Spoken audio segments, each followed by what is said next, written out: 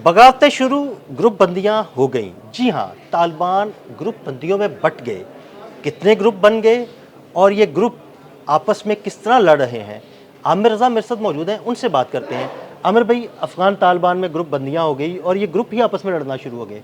हमारे नाज़रीन को ज़रा इस बारे में बताइएगा। देखिए, सबसे पहली बात तो यह है कि इनका इत्तेहाद किस चीज़ पर था। इनका इत्तेहाद इस चीज़ पर था कि ये अफ़गानिस्तान के अंदर जो बैरूनी कुव्वतें हैं उनको ये बाहर निकालेंगे और उसके बाद ये अफ़गानिस्तान में एक अबूरी सेटअप आएगा, हुकूमत बनेगी और ये इसमें जो है अफ़गानिस्तान को दोबारा तरक्की की राह पर लेके जाएंगे। लेकिन हुआ क्या? हुआ ये कि तालिबान का जो कंधारी ग्रुप है, ये इसलिए मैं इसको कंधारी ग्रुप कहा जाता है कि जो इस वक्त मौजूदा हुक्मरान है वहाँ पर, हैबतुल्ला अखवंज़ादा, जी जी। वो कंधारी ग्रुप से ही सबसे मजबूत ग्रुप भी यही है। ये इस वक्त काबुल पर हुक्मरान है और इसने ने हुक्मरानी आने के बाद एक दावा किया कि हम तो इंतखाबात पर यकीन ही नहीं रखते, ये तो बातिल का निज़ाम है। यानी इस अबूरी सेटअप को, जिसको पूरी दुनिया ने तस्लीम किया कि ये एक अबूरी सेटअप है, एक अरसे के बाद ये निकल जाएगा। अब हुआ ये कि दबाव बढ़ना शुरू हुआ।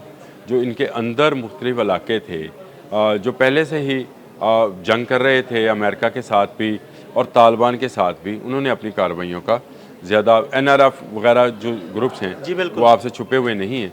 उन ग्रुप्स ने अपने अपनी कार्रवाई शुरू की और हमने 2 दिन पहले एक वीलॉग में ये बताया था कि काबुल के नज़दीक चौकियाँ जो हैं, मैंने बताया था, मैंने आपके साथ वीलॉग किया था बोलते कानों वाला, तो उसमें मैंने बताया था कि उन्होंने काबुल के करीब चौकियों पर हमले किए और उसमें काफ़ी तालिबान जो हाँ जी, हैं वो काफ़ी तालिबान मारे भी गए। और फिर वो अपनी कुव्वत को आहिस्ता आहिस्ता बढ़ा रहे हैं और उनको ताजिकिस्तान और ईरान की जानिब से कुमक भी फराहम हो रही है। तो ये इसके बाद से जो इनका अपना अंदर का ग्रोह है वो तकसीम दर तकसीम में चला गया। अगर आप कहते हो तो मैं आपको ज़रा जी जी बता भी बिल्कुल, देता आप हूँ। ज़रा तफ़सील से इनमें हमारे से नाज़रीन को एक बताइए। एक ये है जी कंधारी ग्रुप है। इसमें मैंने आपको बताया कि ये मुल्ला हसन अखवंज़ादा, मुल्ला यकूब, अब्दुल गनी ब्रादर, ये वो लोग हैं जो कि इसके सरकर्दा लीडर हैं और ये काम करते हैं इस कंधारी ग्रुप के लिए। फिर एक हक्कानी नेटवर्क है।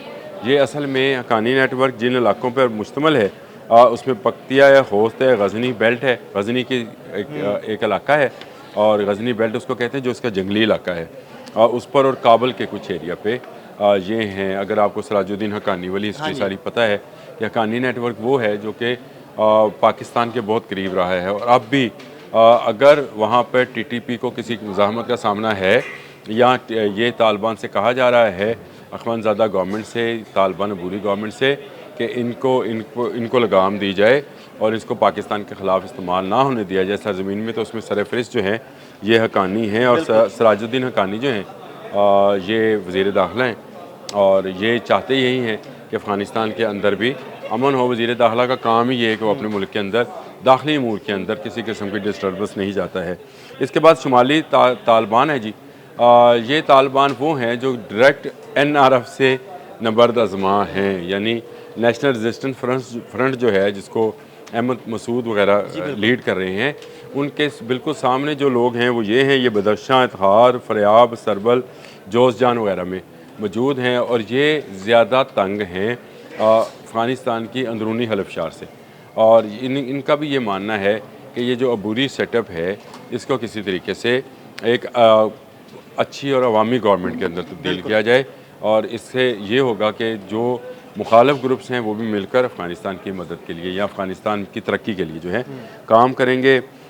इसमें मौलवी फ़ज़ीउद्दीन हैं जो चीफ़ ऑफ आर्मी स्टाफ भी हैं तालिबान के, और कारी सलाहुद्दीन अयूबी हैं, ये उज़्बक हैं, ये भी इसमें शामिल हैं। मखदूम आलम, ये भी उज़्बक कमांडर हैं और एक अच्छे खासे, ये अगर इनको कहा जाए तो ये नान पश्तून यानी पश्तो ना बोलने वाले जितने लोग हैं ये सारे शुमाल की तरफ हाँ जी, इनको मौजूद हैं। उज़्बक तालिबान भी कहते हैं ये। उज़्बक तालिबान भी कहें इसको, या ये कहें कि इस वक्त जिनका बड़ा मुकाबला NRF के साथ है वो यही लोग हैं जो कि उज़्बक हैं।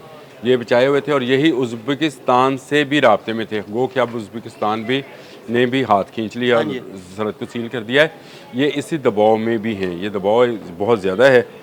फिर इसके बाद जी मशरक़ी तालिबान का दरा है। ये मशरक़ी तालिबान का दरा वो दरा है जो पाकिस्तान के अंदर ऑपरेट करता है और ये जो हैं ये असल में वो TTP है।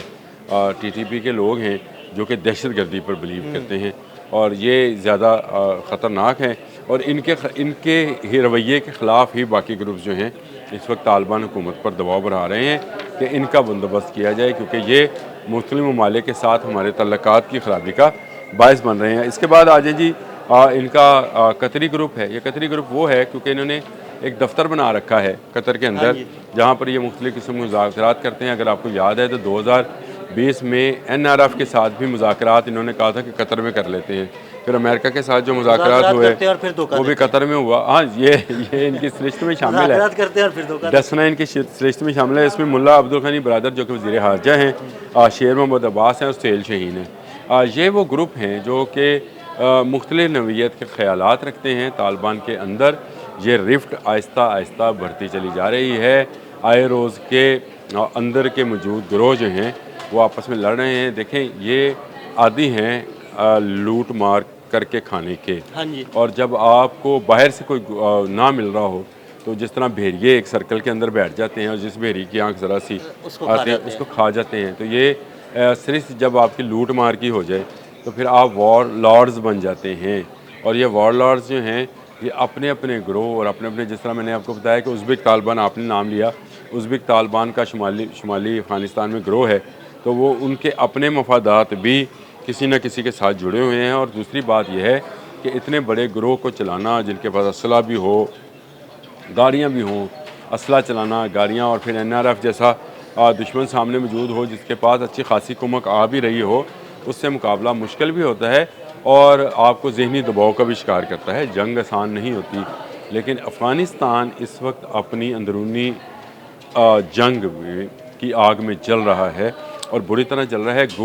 अभी ये सारी का सारा चीज़ें जो हैं एक मजबूत ग्रुप जो कि काबुल में इस वक्त काबज़ है उसके नीचे दबा हुआ है, लेकिन ये आहिस्ता आहिस्ता आहिस्ता लेकिन ये लावा फटेगा भाई, ये चिंगारियाँ आ गई बाहर, चिंगारियाँ बाहर आ गई हैं, तो इसका मतलब ये है कि ये लावा फटने को अब तैयार है। और जैसे आपने सही मिसाल दी आतिशफ़शा पहाड़ की, कि उसमें से जब लावा बाहर निकलना होता है तो उससे पहले धुएँ के हल्के से बादल उठते हैं, फिर वो चिंगारियाँ सी आनी शुरू होती हैं और उसके बाद पता चलता है कि ज़मीन के अंदर का लावा जो है वो बाहर आ गया। तो ये लावा आ रहा है। अबूरी गवर्नमेंट जो तालिबान की मौजूद है ना सिर्फ बैरूनी दबाव का शिकार है बल्कि अंदरूनी दबाव पे भी इस वक्त शिकार है और स्ट्रेस में है।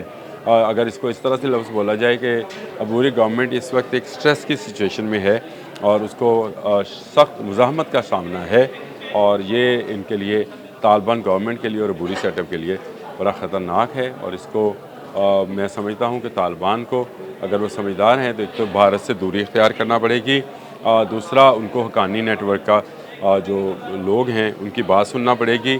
TTP को जो है मुख्तलिफ़ जगहों पर जो इन्होंने महफूज पनाह गाहें दे रखी हैं और तरबियत गाहें दे रखी हैं उससे हाथ उठाना होगा और उनके ख़िलाफ़ जिस तरह पाकिस्तान कह रहा है एक्शन लेना होगा। यही एक्शन इनकी बका का बायस बनेगा। अगर ये नहीं लेंगे तो फिर आपको पता है कि इस वक्त भी वहाँ पर भूख, अफलास और बीमारियाँ जो हैं वो नाच रही हैं। ये आइंदा आने वाले दिनों में मज़ीद सख्त हालात होते चले जाएंगे। जितने सख्त हालात होंगे ये वॉर लॉर्ड्स उतना ज़्यादा आपस में लड़ेंगे। या बाहर से तो कुछ ला नहीं सकते हैं, ये आपस में छीन कर खाएंगे। तो आप वो खाना जंगी का जो लफ्ज़ बोला था, इस्तेमाल किया था, ये अंदरूनी आग उसी खाना जंगी की निशानदेही कर रही है। बहुत शुक्रिया अनूप भाई जी। बिल्कुल आमिर रज़ा ने बड़ी तफसील के साथ आपको बताया कि अफ़गानिस्तान में मौजूद तालिबान ग्रुप्स में एक खाना जंगी की सी कैफियत पैदा हो गई है। अदील अहमद और आमिर रज़ा को इजाज़त दीजिएगा। अल्लाह हाफ़िज़।